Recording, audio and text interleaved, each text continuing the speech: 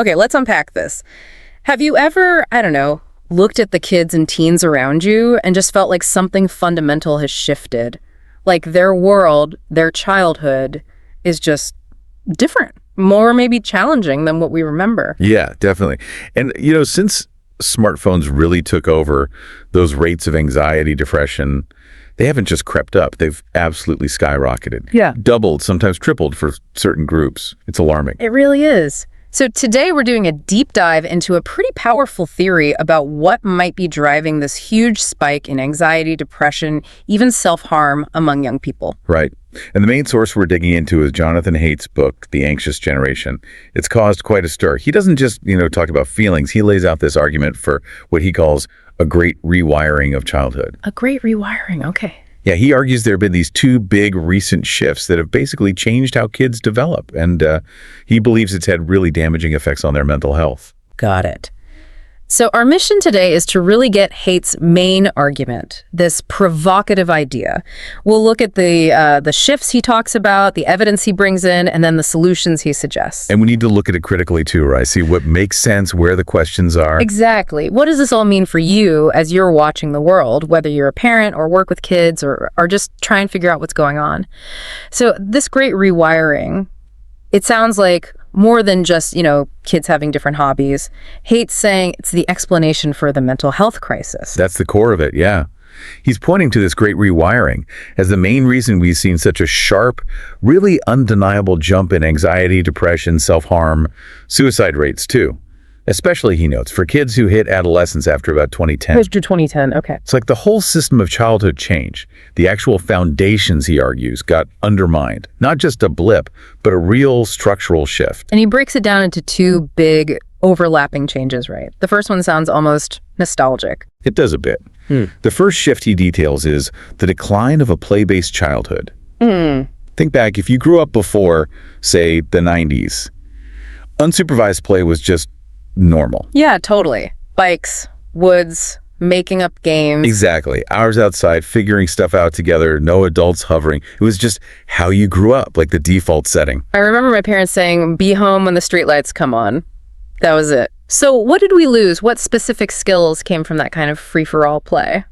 Well, it wasn't just about having fun, though it was fun. It was fundamental.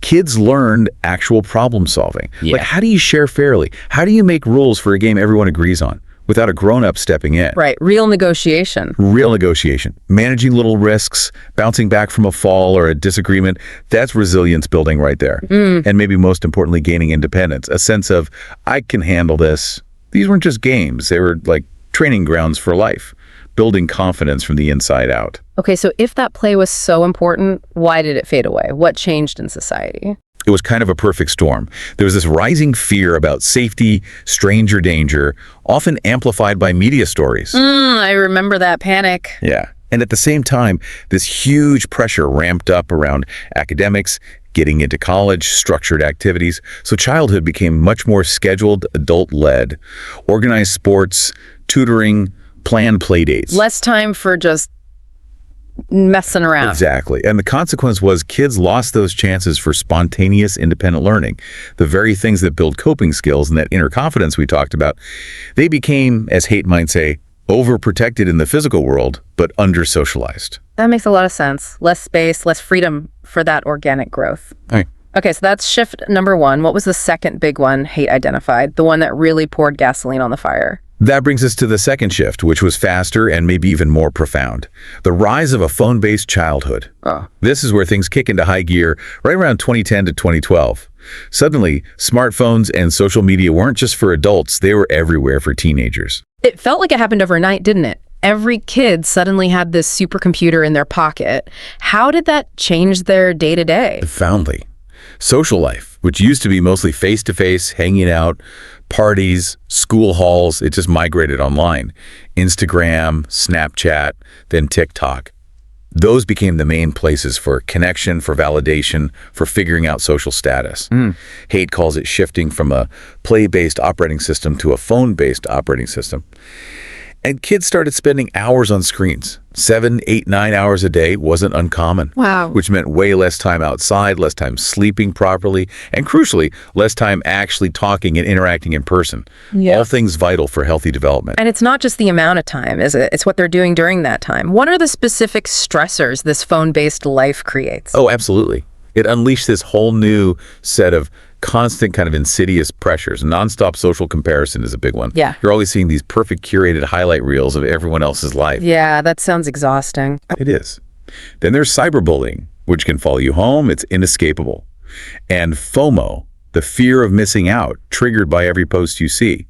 And underneath it all, these addictive algorithms designed specifically to keep kids hooked, scrolling, clicking, exploiting how the teenage brain works. So given all that, what do the numbers actually show? Haidt talks about international data. Does it back up this idea of a crisis starting around that 2010 mark?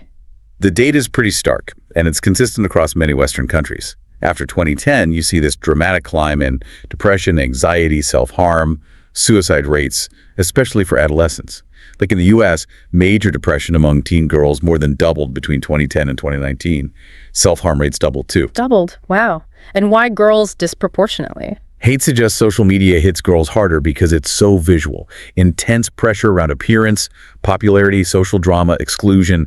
It's relentless. Boys are definitely affected too, often through things like gaming addiction, maybe withdrawing more, but the spike for girls has been particularly sharp. And this isn't just social stuff, right? He gets into the brain science too.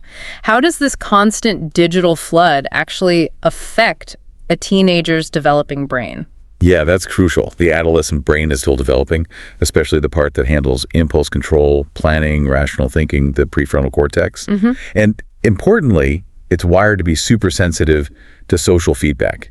Peer approval is huge. Okay. So constant notifications, likes, comments, they hijack that system. They provide little dopamine hits, creating dependency loops, almost like gambling. Putting a casino in their pocket, basically. That's a good way to put it. Plus, there's the sleep issue. Late night phone use, constant scrolling.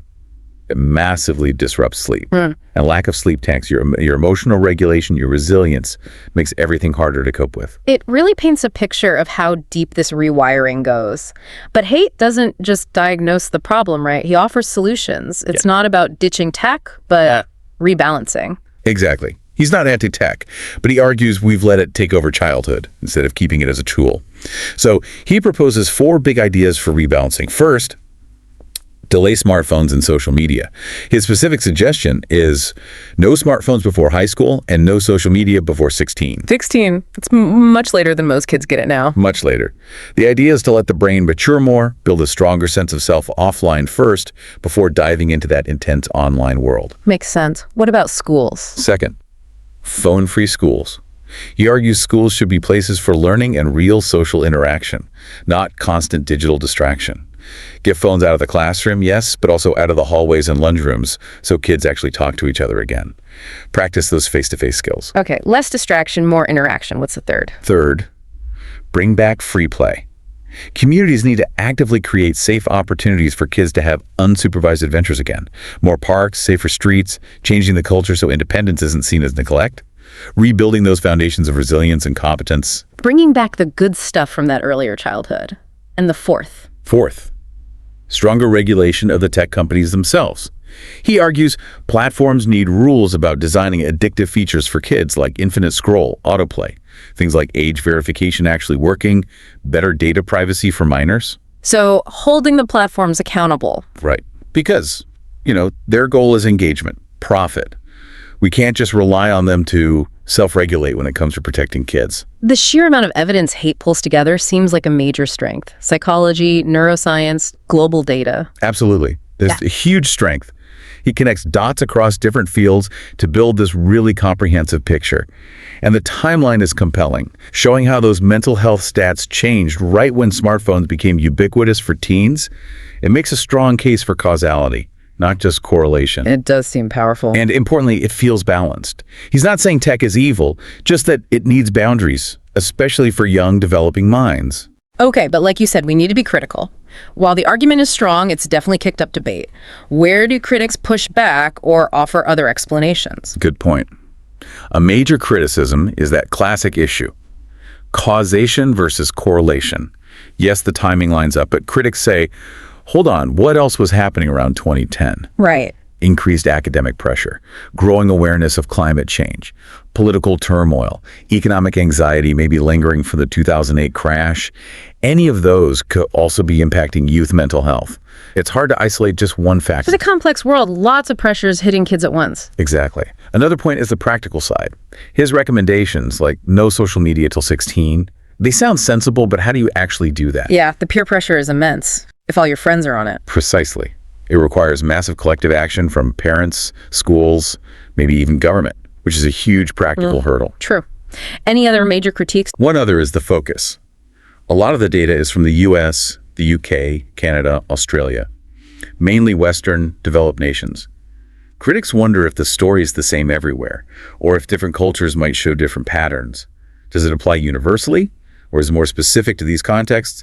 Needs more research, maybe. Despite the critiques, the book has clearly struck a chord. People compare it to Rachel Carson's Silent Spring, sounding an alarm about something crucial we might be missing. Yeah, it definitely articulates a worry many people already had. And Haidt's tone, while serious, isn't despairing. He really believes we can fix this with collective effort. It's a call to action, but a hopeful one. So if we had to boil down the core message, the big takeaway from Haidt for everyone listening. I think it's this. Kids aren't inherently fragile.